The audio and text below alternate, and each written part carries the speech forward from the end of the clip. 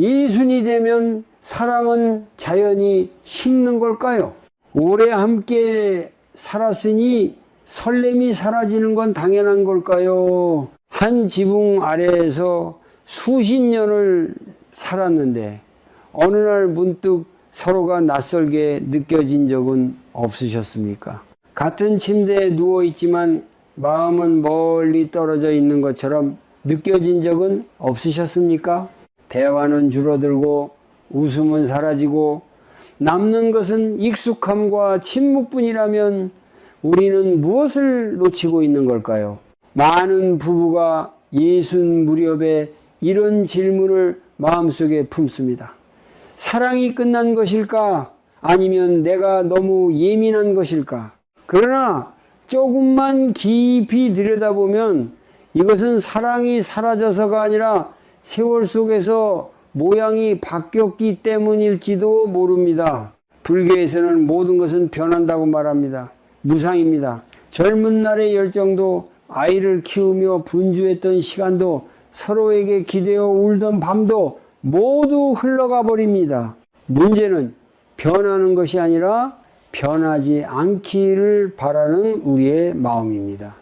우리는 은근히 기대합니다. 예전처럼 다정하게 말해주길, 예전처럼 나를 먼저 챙겨주길. 그 기대가 채워지지 않을 때 서운함이 쌓이고 그 서운함이 쌓여 거리가 됩니다. 예수님의 사랑이 식어 보이는 이유는 어쩌면 사랑이 없어서가 아니라 표현이 사라졌기 때문입니다. 젊은 날에는 작은 말 한마디에도 설레었지만 이제는 서로의 존재를 너무 당연하게 여깁니다. 아침에 같은 식탁에 앉아 있으면서도 휴대폰을 들여다보고 하루 종일 함께 있으면서도 진짜 마음 이야기는 나누지 않습니다. 그러면서도 속으로는 이렇게 생각합니다. 왜 당신은 나를 이해해 주지 않는가? 여기에는 또 하나의 뿌리가 있습니다. 그것은 집착입니다. 우리는 배우자가 내 마음을 알아야 한다고 집착합니다. 내가 이렇게 살아왔으니 당신도 이 정도는 해줘야 한다고 생각합니다. 이 집착이 미묘한 통제와 비교로 바뀝니다. 다른 집 남편은 여행도 자주 데려간다더라. 누구네 아내는 더 다정하다더라. 이런 비교는 조용히 마음을 갉아먹습니다. 결국 우리는 상대가 아니라 내 기대와 싸우고 있는 셈입니다. 또한 예순이라는 나이는 결코 가볍지 않습니다. 몸은 예전 같지 않고 병원 진료 일정이 늘어나고 노후 자금에 대한 걱정이 스며듭니다. 자녀들은 각자의 삶으로 바쁘고 집은 조용해집니다. 이 고요함 속에서 문득 밀려오는 외로움. 그러나 우리는 그 외로움을 인정하기보다 배우자의 무심함으로 해석해버립니다. 그래서 말은 점점 줄고 마음은 점점 다칩니다. 불교에서 말하는 괴로움은 상황 그 자체가 아니라 그것을 붙잡는 마음에서 생긴다고 합니다. 지금의 배우자를 보지 못하고 과거의 모습에 집착할 때 우리는 괴로워집니다. 왜 예전 같지 않아? 라는 질문 대신 우리는 지금 어떤 모습으로 함께 서 있는가 라고 물어본 적이 있습니까? 사랑은 사라진 것이 아니라 다른 모습으로 변해 있습니다. 다만 우리가 그 변화를 인정하지 않고 예전의 그림자를 찾고 있을 뿐입니다. 예수님의 사랑은 열정보다 이해에 가깝고 설렘보다 동행에 가깝습니다. 그러나 이해와 동행도 돌보지 않으면 마르게 됩니다. 오늘 이 시간 잠시 멈춰 스스로에게 물어보십시오. 나는 정말 사랑이 식었다고 단정하고 있는가? 아니면 내 기대가 채워지지 않아 서운한 것인가? 이 질문 하나만으로도 마음의 방향이 조금 달라질 수 있습니다. 사랑이 끝났다고 생각하기 전에 우리는 먼저 무상을 받아들여야 합니다.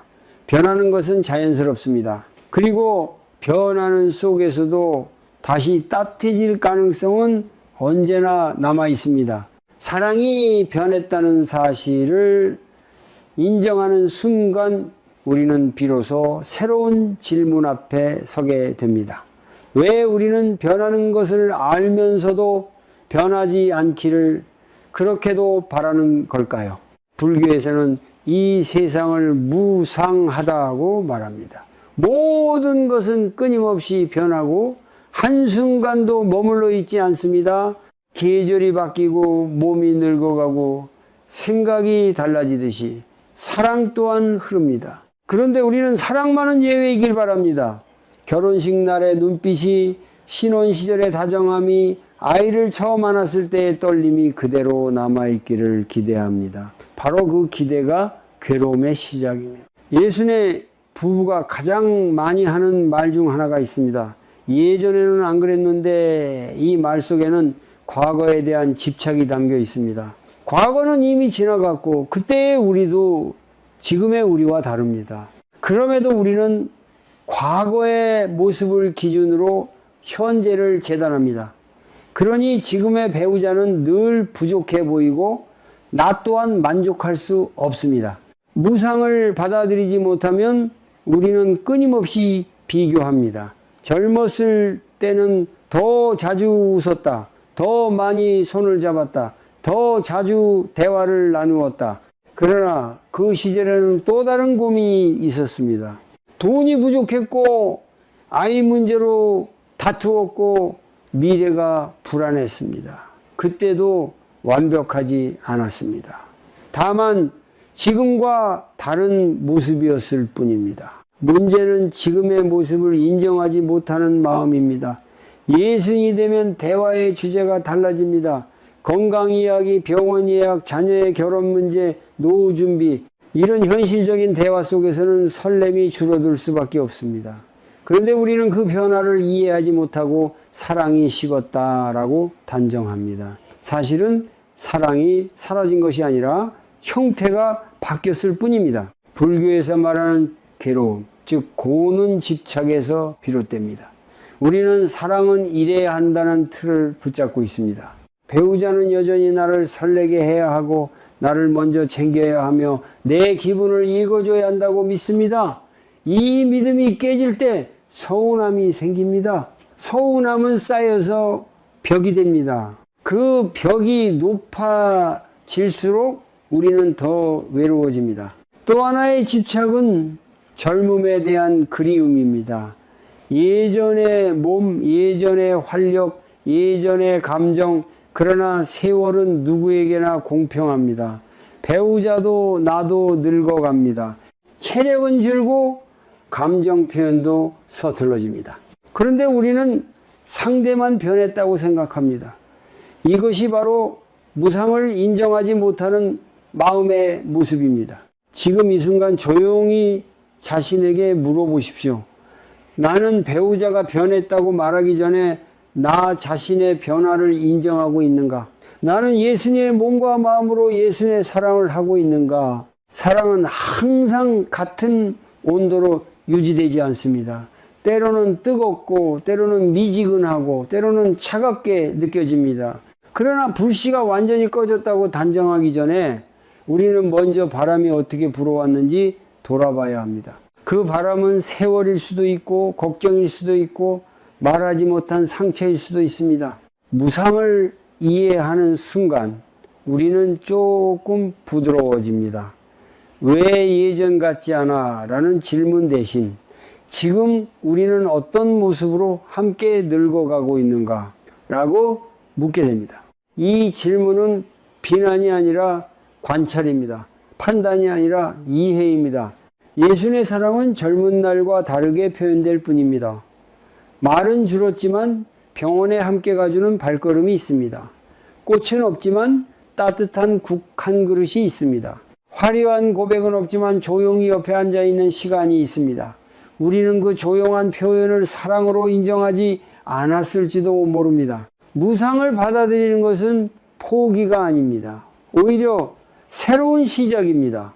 변했기 때문에 다시 배울 수 있고 달라졌기 때문에 다시 다가갈 수 있습니다. 사랑이 식었다고 단정하기 전에 먼저 이 변화를 있는 그대로 바라보는 연습이 필요합니다. 그 연습이 다음 걸음을 가능하게 만듭니다. 우리가 사랑이 변했다고 느끼는 순간 그 이면에는 말없이 쌓여온 기대가 자리하고 있습니다. 겉으로는 아무렇지 않은 듯 살아가지만 마음 깊은 곳에서는 이런 생각이 반복됩니다. 이 정도는 해줄 수 있지 않을까? 이만큼은 나를 이해해 줘야 하지 않을까? 그 기대가 채워지지 않을 때 서운함은 조용히 자라납니다. 예수네 부부는 긴 세월을 함께 보냈습니다. 자녀를 키우고 경제적 어려움을 넘기고 서로의 부모를 돌보며 여기까지 왔습니다. 그 과정에서 우리는 자연스럽게 하나의 믿음을 만들었습니다. 이 사람은 나를 잘할 것이다. 그래서 설명하지 않습니다. 말하지 않습니다. 그러나 말하지 않는 기대는 더 큰 오해를 낳습니다. 불교에서는 괴로움의 뿌리를 집착에서 찾습니다. 집착은 꼭 거창한 욕망만을 의미하지 않습니다. 당신은 이래야 한다는 생각, 우리 부부는 이 정도는 되어야 한다는 기준, 그것도 집착입니다. 특히 예순이 되면은 그 집착은 더 단단해집니다. 세월만큼 쌓인 경험이 있기 때문에 자신의 방식이 옳다고 믿기 쉽습니다. 예를 들어 이런 장면을 떠올려 보십시오. 남편은 은퇴 후 집에 머무는 시간이 많아졌습니다. 아내는 오랫동안 해오던 집안일의 방식이 있습니다. 그런데 남편이 도와준다고 하면서도 마음에 들지 않게 합니다. 아내는 속으로 생각합니다. 왜 이렇게 눈치가 없지? 남편은 또 속으로 생각합니다. 도와주려 해도 늘 불만이야. 서로 말하지 않지만 마음속 비교와 판단은 계속됩니다. 또 다른 경우도 있습니다. 아내는 친구 부부가 여행을 다녀왔다는 이야기를 듣습니다. 그 순간 남편과 비교합니다. 다른 집은 아직도 저렇게 다정한데 남편 역시 다른 사람의 삶과 비교하며 생각합니다. 나는 이 정도면 충분히 해왔다. 이렇게 비교는 서로를 멀어지게 만듭니다. 비교는 사랑을 자라게 하지 않고 결핍을 키웁니다. 집착은 통제하려는 마음으로도 나타납니다. 자녀 문제, 돈 문제, 생활 습관까지 서로를 바꾸려 합니다. 술을 줄여라, 건강관리를 더해라, 돈을 아껴라, 물론 걱정에서 비롯된 말입니다. 그러나 그 말 속에 숨겨진 메시지는 때로 이런 것입니다. 당신은 지금 그대로는 부족하다. 이 메시지가 반복되면 마음은 다칩니다. 예수의 사랑에 식는 가장 큰 이유 중 하나는 서로를 있는 그대로 보지 못하기 때문입니다. 우리는 상대를 현재의 모습으로 보는 대신 내 기대에 맞는 모습으로 보려고 합니다. 기대에 맞지 않으면 실망하고 실망은 침묵으로 이어집니다. 이 침묵이 쌓이면 함께 있으면서도 외롭습니다. 여기서 한번 멈춰 보십시오. 지금 내 마음속에 가장 강하게 자리 잡은 기대는 무엇입니까? 배우자가 더 다정해지길 바라는 것입니까? 먼저 말을 걸어주길 바라는 것입니까? 아니면 나를 인정해 주길 바라는 것입니까? 그 기대를 가만히 바라보면 그 안에는 상처받고 싶지 않은 마음이 숨어 있습니다. 불교에서 말하는 노음은 모든 것을 포기하라는 뜻이 아닙니다. 상대를 바꾸려는 힘을 잠시 내려놓는 것입니다. 왜 당신은 이렇지? 라는 질문 대신 나는 왜 이렇게 기대하고 있을까? 라고 스스로에게 묻는 것입니다. 이 질문은 상대를 공격하지 않고 내 마음을 비추는 질문입니다. 예수의 사랑은 더 이상 경쟁이 아닙니다. 누가 더 옳은지, 누가 더 노력했는지를 따질 나이가 아닙니다. 오히려 지금은 서로의 부족함을 이해하고 각자의 상처를 인정할 시간입니다. 집착은 사랑을 조이지만 이해는 사랑을 풀어줍니다. 오늘 하루 단 한 가지만 실천해 보십시오. 배우자를 바라보며 속으로 이렇게 말해보는 것입니다. 당신도 당신의 방식으로 애써 왔겠지. 이 한 문장은 비교와 통제를 잠시 멈추게 합니다. 그리고 그 멈춤 속에서 우리는 조금 더 부드러운 눈으로 서로를 바라볼 수 있게 됩니다. 사랑이 식은 것처럼 느껴질 때 우리는 흔히 상대의 태도만을 바라봅니다. 그러나 조금 더 깊이 들여다보면 그 밑바닥에는 말하지 못한 두려움이 자리하고 있는 경우가 많습니다. 특히 60이라는 나이는 겉으로는 담담해 보여도 속으로는 수많은 불안을 안고 살아가는 시기입니다. 몸은 예전 같지 않습니다. 작은 통증에도 혹시 큰 병은 아닐까 걱정이 앞섭니다. 병원 예약 날짜가 달력에 늘어가고 약봉지가 하나둘 쌓입니다. 친구의 부고 소식이 들려오면 남의 일이 아니라는 생각이 스칩니다. 이런 순간마다 마음은 조용히 위축됩니다. 그런데 우리는 이 불안을 솔직하게 털어놓기보다 괜히 예민해지거나 말수가 줄어듭니다. 또 하나의 큰 걱정은 돈입니다. 은퇴 이후의 삶, 예상보다 길어질지도 모르는 노후, 자녀에게 짐이 되지 않을까 하는 마음. 겉으로는 괜찮다고 말하면서도 속으로는 계산기를 두드립니다. 이런 불안이 쌓이면 마음의 여유가 사라집니다. 여유가 사라진 자리에는 사랑을 표현할 공간도 줄어듭니다. 자녀 문제도 마찬가지입니다.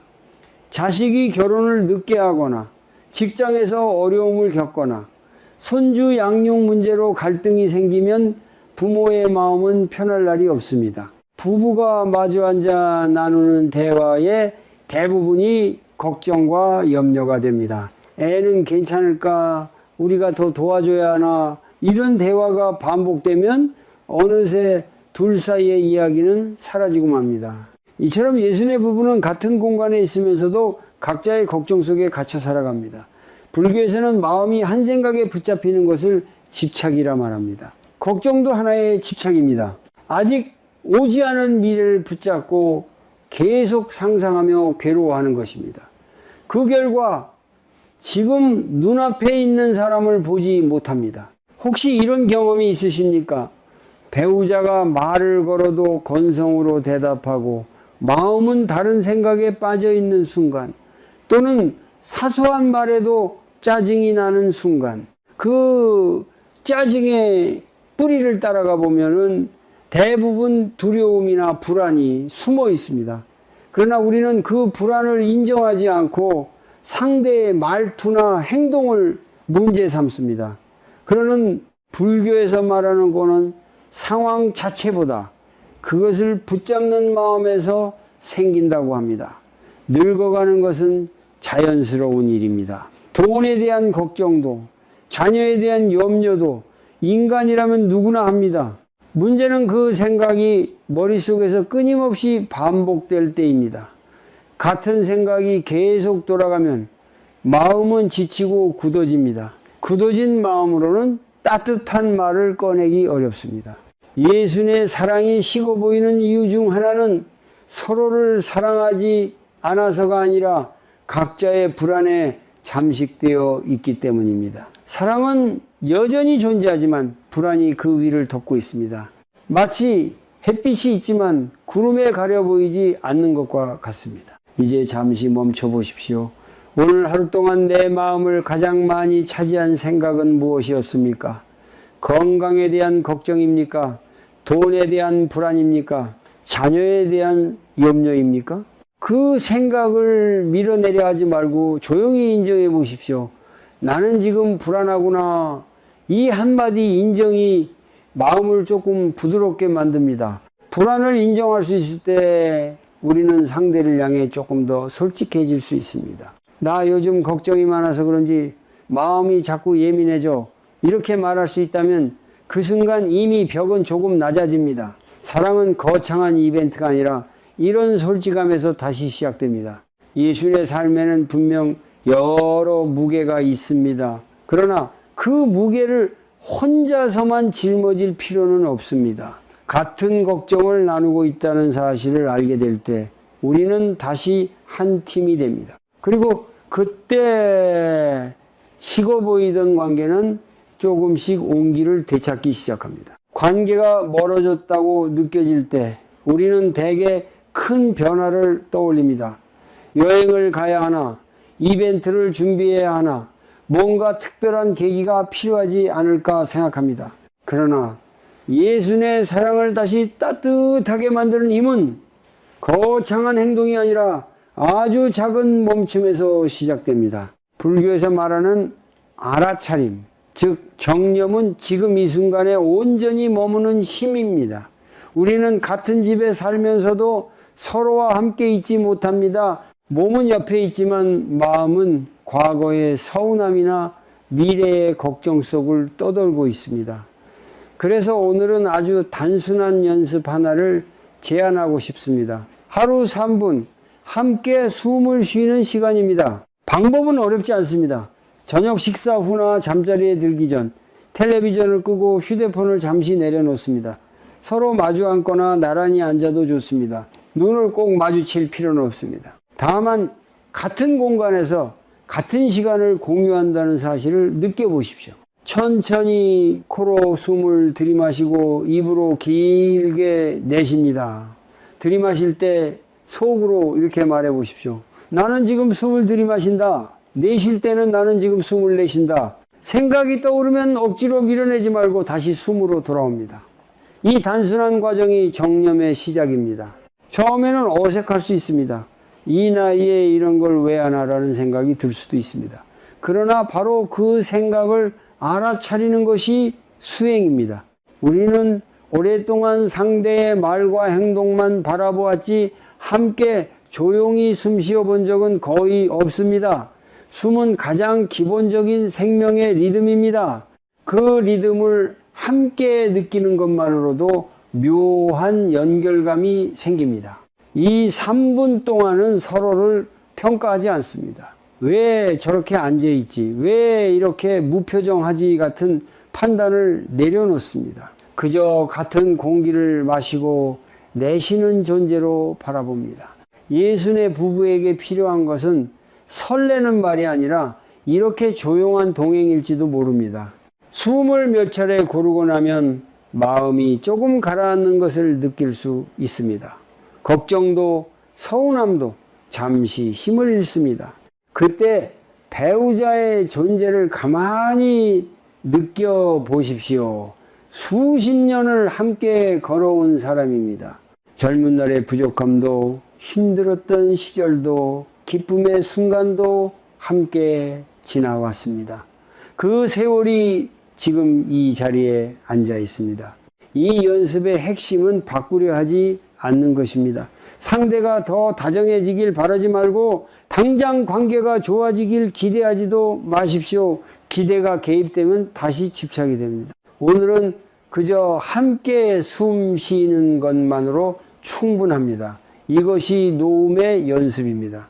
혹시 가능하다면 숨을 쉰 뒤 짧은 한마디를 덧붙여 보십시오. 오늘도 함께 있어서 고마워. 길지 않아도 됩니다. 어색해도 괜찮습니다. 중요한 것은 완벽한 표현이 아니라 마음을 조금 여는 용기입니다. 정념은 우리를 현재로 데려옵니다. 과거의 비교와 미래의 불안을 잠시 멈추게 합니다. 그 멈춤 속에서 우리는 다시 볼 수 있습니다. 사랑이 완전히 사라진 것이 아니라 걱정과 집착에 가려 있었음을 이 3분이라는 짧은 시간이지만 매일 반복하면 마음의 결이 달라집니다. 예수의 사랑은 다시 불타오르는 것이 아니라 서서히 데워지는 것에 가깝습니다.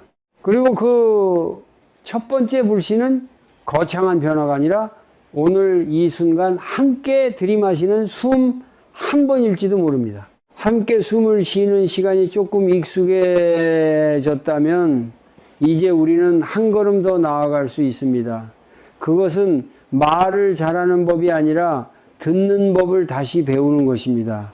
예수의 관계에서 가장 필요한 것은 설득이 아니라 경청입니다. 많은 부부가 이렇게 말합니다.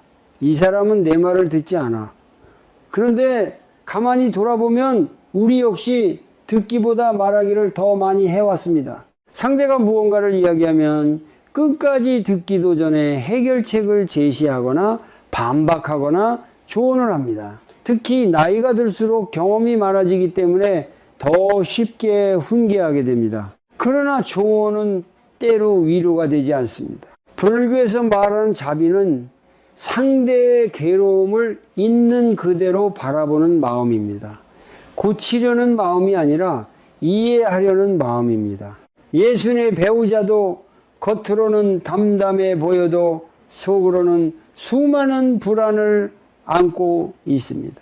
건강에 대한 두려움, 은퇴 이후의 허전함, 자녀와의 거리감, 사회에서 점점 밀려나는 느낌, 이런 감정은 쉽게 말로 나오지 않습니다. 어느 날 배우자가 이렇게 말할 수 있습니다. 요즘 괜히 기운이 없네. 그 말 속에는 단순한 피로가 아니라 존재에 대한 허전함이 담겨 있을지도 모릅니다. 그런데 우리는 이렇게 대답하기 쉽습니다. 운동 좀 해. 괜히 생각이 많아서 그래. 이런 말은 틀린 말은 아니지만 마음을 닫게 만들 수 있습니다. 경청은 해결이 아니라 동행입니다. 배우자가 말할 때 잠시 눈을 바라보고 고개를 끄덕여 보십시오. 말을 끊지 말고 판단하지 말고 바로 반응하지도 마십시오. 속으로 이렇게 말해 보십시오. 아, 이 사람도 힘들구나. 이 한 문장이 자비의 시작입니다. 처음에는 어색할 수 있습니다. 오랫동안 우리는 서로의 말을 분석하고 옳고 그름을 따져왔습니다. 그러나 이제는 조금 다른 방식을 시도해 볼 수 있습니다. 배우자가 불만을 이야기할 때 방어하지 말고 이렇게 답해 보십시오. 그랬구나. 그렇게 느꼈구나. 이 짧은 표현이 상대의 마음을 풀어줍니다. 경청은 상대를 변화시키기 위한 기술이 아닙니다. 오히려 나의 집착을 내려놓는 수행입니다.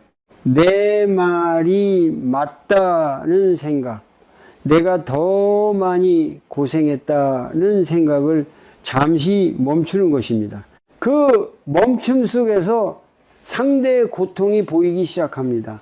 보이면 미움은 줄어들고 이해가 자랍니다. 예수님의 사랑은 화려한 말보다 깊은 침묵 속에서 자랍니다. 함께 앉아 차를 마시며 상대의 하루 이야기를 듣는 것, 중간에 끼어들지 않고 끝까지 들어주는 것, 이것이 관계를 다시 따뜻하게 만드는 힘입니다. 오늘 한번 실천해 보십시오. 배우자에게 이렇게 물어보는 것입니다. 요즘 당신 마음은 어때? 그리고 대답을 들을 때 조언을 준비하지 마십시오. 그저 듣는 사람으로 남아 보십시오. 혹시 대화가 어색하게 끊기더라도 괜찮습니다. 침묵도 함께 나누는 시간입니다. 불교에서는 모든 존재가 괴로움을 안고 있다고 말합니다. 그 사실을 진심으로 이해하는 순간 우리는 더 부드러워집니다. 예수님의 부부는 오랜 세월을 함께 건너왔습니다. 이제는 서로를 이기려 하기보다 서로의 짐을 잠시 들어주는 동반자가 될 수 있습니다. 사랑은 다시 시작되는 것이 아니라 깊어지는 것입니다. 그리고 그 깊이는 말이 아니라 귀에서 시작됩니다. 오늘 배우자의 말을 끝까지 들어주는 그 작은 실천이 관계의 온도를 조금씩 바꾸어 갈 것입니다. 사랑이 식었다고 느낄 때 우리는 종종 상대를 바꾸려는 마음부터 앞세웁니다. 당신이 조금만 달라지면 괜찮을 텐데, 이 습관만 고치면 좋을 텐데, 그러나 예수님의 관계에서 가장 무거운 짐은 어쩌면 바로 그 바꾸려는 마음일지도 모릅니다. 우리는 오랜 세월을 함께 살며 서로에 대한 기준을 만들어 왔습니다. 남편은 이래야 하고 아내는 저래야 한다는 생각, 배우자는 내 기분을 먼저 알아줘야 하고 내 말에 공감해줘야 하며 내가 원하는 방식으로 행동해줘야 한다는 기대, 그 기대가 충족되지 않으면 실망하고 실망은 반복되면서 서운함으로 굳어집니다. 불교에서는 집착이 괴로움의 뿌리라고 말합니다. 집착은 단지 물질에 대한 욕심만을 의미하지 않습니다. 사람에 대한 집착, 관계에 대한 집착, 이래야만 한다는 생각도 집착입니다. 특히 가까운 사이일수록 그 집착은 더 강해집니다. 우리는 사랑이라는 이름으로 상대를 통제하려 합니다. 예를 들어 보겠습니다. 남편이 은퇴 후 집에서 보내는 시간이 늘어났습니다. 아내는 남편이 규칙적으로 운동을 하고 건강관리를 철저히 하기를 바랍니다. 걱정에서 비롯된 말이지만 말이 반복되면 잔소리가 됩니다. 남편은 점점 마음이 다칩니다. 또 다른 경우 아내가 친구들과의 모임을 자주 나가면 남편은 서운함을 느낍니다. 집에 좀 더 있어주면 안 되나? 이 말 속에는 외로움이 숨어 있지만 표현은 통제로 나타납니다. 우리는 상대를 바꾸면 관계가 좋아질 것이라고 믿습니다. 그러나 실제로는 반대입니다. 통제는 저항을 낳고 저항은 거리를 만듭니다. 예순의 부부에게 필요한 것은 서로를 설득하는 힘이 아니라 서로를 있는 그대로 허용하는 용기입니다. 여기서 놓는다는 것은 무관심해지는 것이 아닙니다. 포기하는 것도 아닙니다. 상대를 내 기준에 맞추려는 힘을 잠시 내려놓는 것입니다. 왜 당신은 이것도 못해? 라는 질문 대신 나는 왜 이것을 이렇게까지 중요하게 여기고 있을까라고 스스로에게 묻는 것입니다.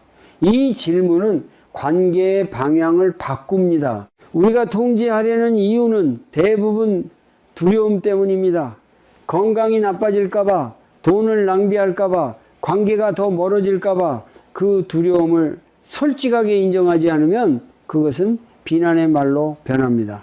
그러나 두려움을 인정하는 순간 우리는 조금 더 부드러워질 수 있습니다. 당신이 걱정돼서 그래. 이 한마디는 통제와는 전혀 다른 울림을 가집니다. 또 하나 생각해 볼 것이 있습니다. 만약 오늘이 함께하는 마지막 날이라면 우리는 여전히 상대를 바꾸려 애쓸까요? 아니면 그저 지금의 모습을 받아들이고 싶어질까요? 이 질문은 마음을 깊이 흔듭니다. 우리는 영원히 함께 할 것처럼 행동하지만은 사실 인생은 무상합니다. 언제 이별이 찾아올지 아무도 모릅니다. 예순이라는 나이는 인생의 황혼에 가까워지는 시기입니다. 남은 시간이 무한하지 않다는 사실을 어렴풋이 느끼기 시작합니다.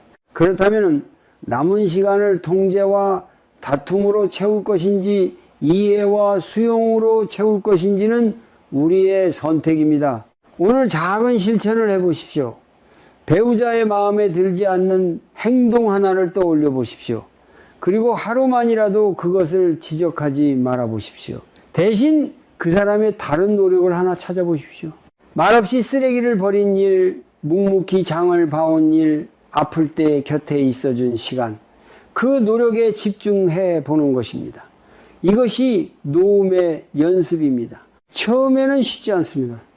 오래된 습관은 쉽게 사라지지 않습니다. 그러나 통제를 멈추는 순간 관계에는 새로운 공기가 들어옵니다. 상대도 긴장을 내려놓습니다. 그때 비로소 진짜 대화가 시작될 수 있습니다. 사랑은 상대를 바꾸는 힘이 아니라 함께 변해가는 힘입니다.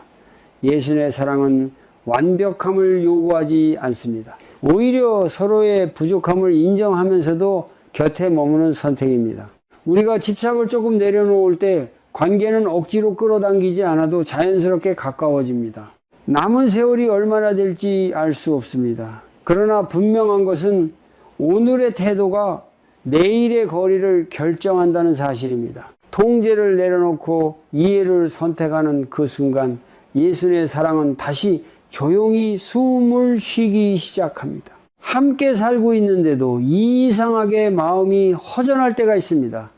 거실에는 불이 켜져 있고 같은 공간에 배우자가 앉아 있는데도 설명하기 어려운 고독이 스며듭니다.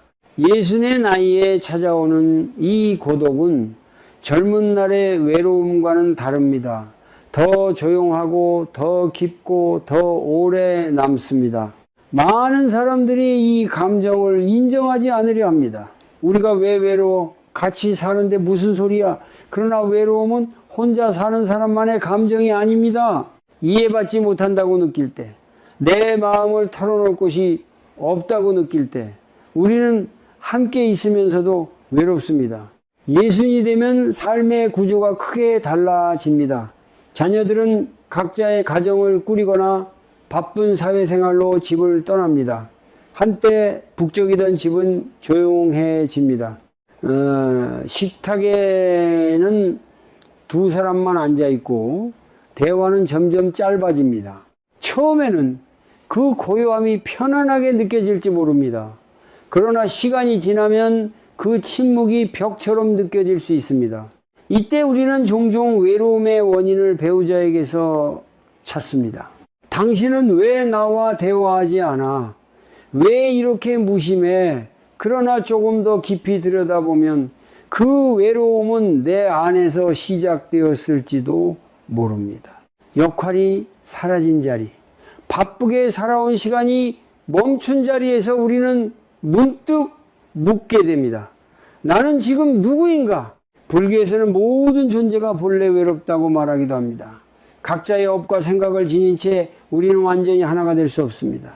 이 사실을 받아들이지 못하면 우리는 끊임없이 누군가가 나를 완전히 이해해 주길 기대합니다. 그러나 그 기대는 쉽게 충족되지 않습니다.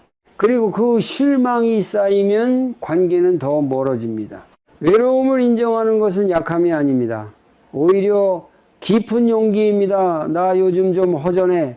이 한마디를 꺼내는 데는 큰 용기가 필요합니다. 우리는 오랫동안 강한 부모, 든든한 배우자로 살아왔기 때문에 자신의 빈 마음을 드러내는 것이 낯설고 부끄럽습니다. 그러나 외로움을 억누를수록 그것은 다른 모습으로 나타납니다. 괜한 짜증, 사소한 말다툼, 지나친 간섭, 혹은 완전한 무관심. 사실 그 밑바닥에는 나를 좀 봐줘라는 마음이 숨어 있을지도 모릅니다. 이제 잠시 눈을 감고 스스로에게 물어보십시오.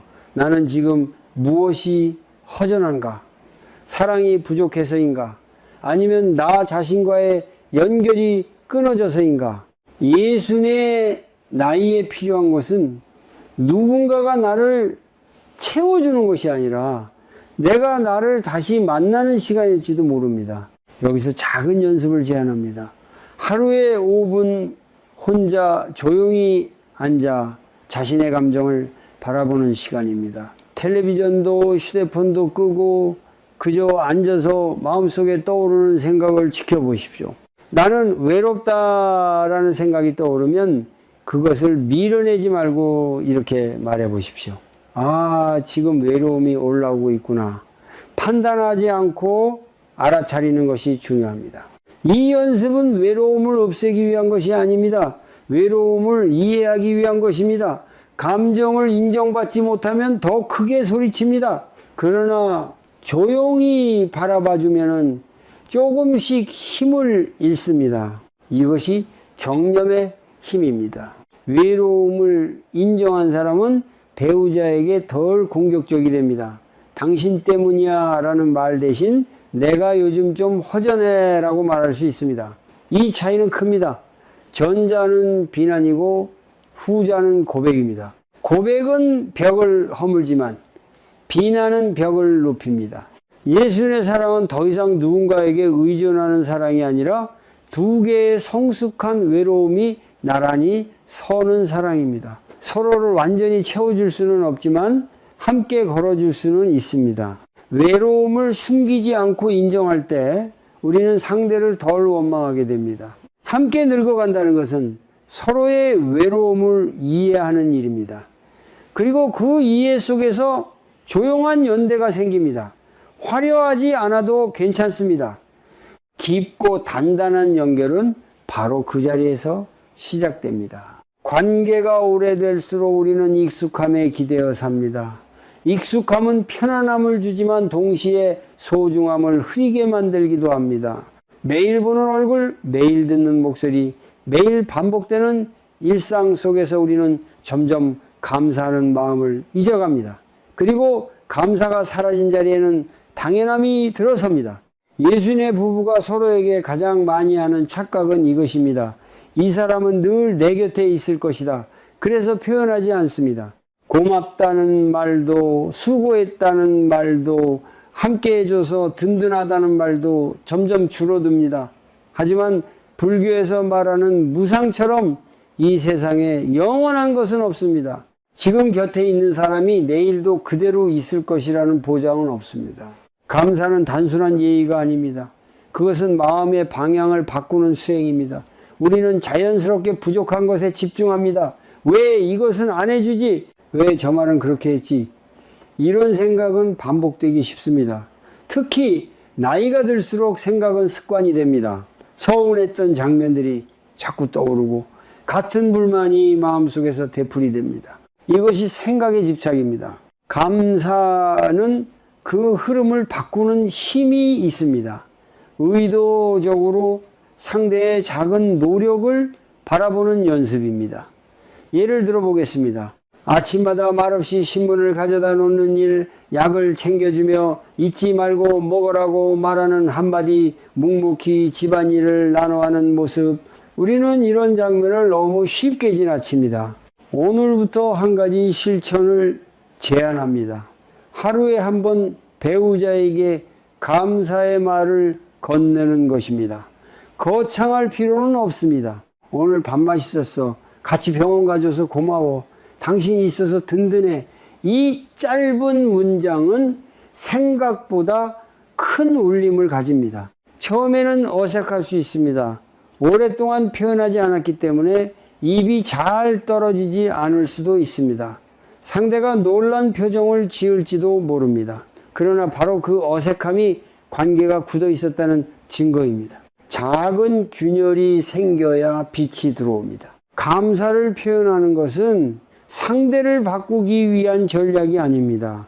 내가 고맙다고 말했으니 당신도 달라져야 해 라는 마음이 들어가면 그것은 또 다른 기대가 됩니다. 그저 있는 그대로의 사실을 인정하는 것입니다. 당신은 나와 오랜 시간을 함께 해주었다. 우리는 수많은 고비를 같이 넘었다. 이 사실을 마음으로 받아들이는 순간 시선이 달라집니다. 불교에서 자비는 멀리 있는 사람을 향한 것이 아닙니다. 가장 가까운 사람에게 향할 때 더 어렵습니다. 우리는 낯선 사람에게는 친절하면서도 가족에게는 무심해지기 쉽습니다.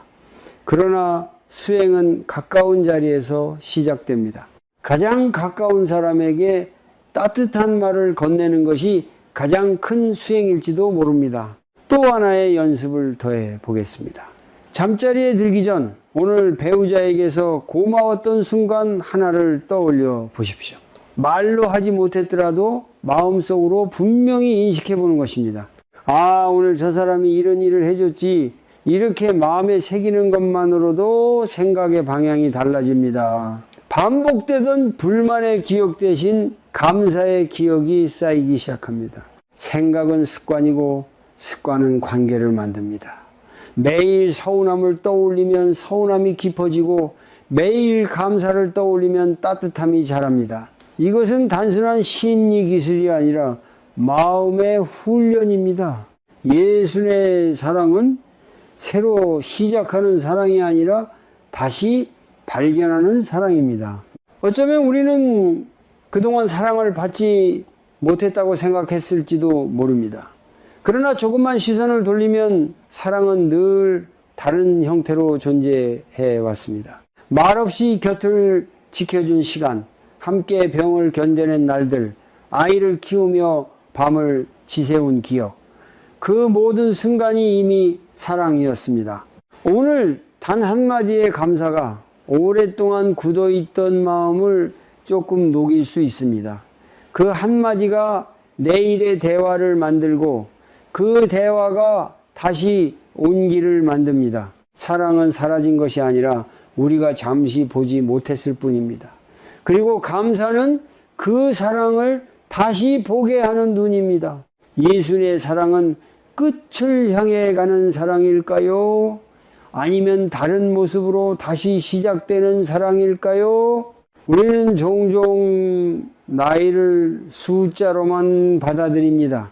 그러나 인생의 어느 지점에 서 있느냐에 따라 사랑의 깊이도 달라질 수 있습니다. 예수는 젊음의 설렘은 줄어들었을지 몰라도 이해와 통찰이 깊어질 수 있는 시간입니다. 지금까지 우리는 무상을 이야기했습니다. 변하는 것은 자연스럽다는 사실을 받아들이는 것, 집착을 내려놓을 때 괴로움이 줄어든다는 것, 정념으로 숨을 고르고 자비로 서로를 바라보는 연습, 감사의 말을 통해 관계의 온도를 다시 높이는 실천, 이 모든 과정은 결국 하나의 방향을 향합니다. 다시 사랑하는 법을 배우는 것입니다. 예수님의 사랑은 더 이상 환상에 기대지 않습니다. 당신은 나를 완벽히 이해해야 해 라는 기대 대신 우리 둘 다 완벽하지 않다는 사실을 인정합니다. 서로의 단점을 바꾸려 하기보다 그 단점을 안고도 함께 갈 수 있는지를 묻습니다. 이것이 성숙한 사랑입니다. 우리는 오랜 세월을 함께 지나왔습니다.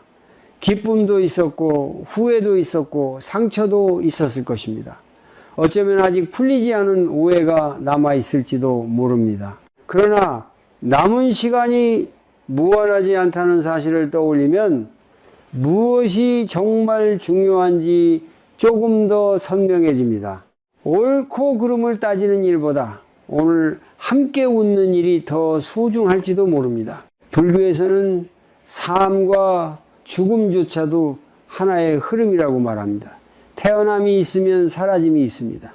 이 무상을 깊이 이해할수록 우리는 지금 곁에 있는 사람을 다르게 바라보게 됩니다. 언젠가 헤어질 존재라는 사실을 인정할 때 우리는 함부로 대하지 않게 됩니다. 말 한마디를 더 부드럽게 고르고 하루를 더 따뜻하게 마무리하고 싶어집니다. 예수님의 사랑은 속도가 느립니다. 급하게 증명할 필요도 과시할 필요도 없습니다. 함께 걷는 산책길, 나란히 앉아 마시는 차 한 잔, 같은 드라마를 보며 나누는 짧은 대화, 이런 소박한 순간들이 관계를 지탱합니다. 우리는 그동안 너무 큰 장면만을 사랑이라고 여겼는지도 모릅니다. 이제 스스로에게 물어보십시오. 나는 앞으로 어떻게 사랑하고 싶은가? 남은 세월 동안 무엇을 후회하지 않고 싶은가? 배우자에게 듣고 싶은 말이 있다면 내가 먼저 건넬 수는 없는가? 기다리기만 하던 태도에서 한 걸음 나아가는 순간 관계의 흐름이 바뀝니다. 여기서 마지막으로 작은 실천을 제안합니다. 오늘 밤 잠들기 전에 배우자의 얼굴을 잠시 바라보십시오. 그리고 속으로 이렇게 말해 보십시오. 당신과 여기까지 와줘서 고맙다. 말로 하지 않아도 좋습니다.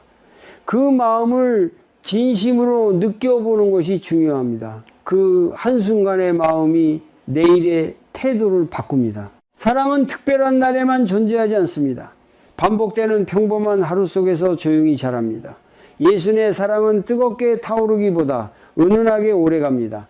우리가 무상을 받아들이고 집착을 내려놓고 정념으로 현재를 살며 자비로 서로를 바라볼 때 그 불씨는 꺼지지 않습니다.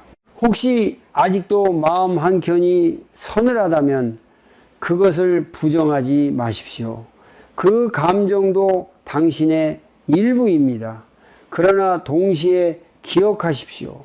관계는 고정된 것이 아니라 계속해서 변하는 흐름이라는 사실을 오늘의 작은 선택이 내일의 온도를 만듭니다. 예수는 사랑을 마무리하는 나이가 아니라 더 깊게 사랑하는 법을 배우는 나이일지도 모릅니다. 설렘은 줄어들었을지 몰라도 이해는 더 깊어질 수 있습니다. 열정은 잦아들었을지 몰라도 동행은 더 단단해질 수 있습니다. 남은 시간 동안 우리는 다시 손을 잡을 수 있습니다.